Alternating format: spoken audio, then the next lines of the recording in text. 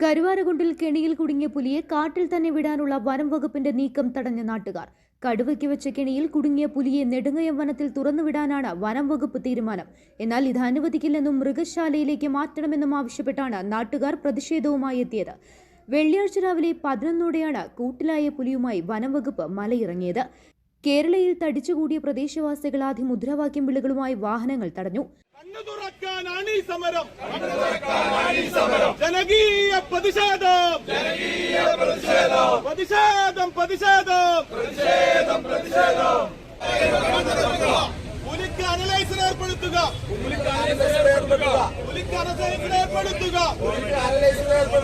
പ്രതിഷേധം, പ്രതിഷേധം, പ്രതിഷേധം, പ്രതിഷേധം, ജനകീയ പ്രതിഷേധം, ജനകീയ പ്രതിഷേധം.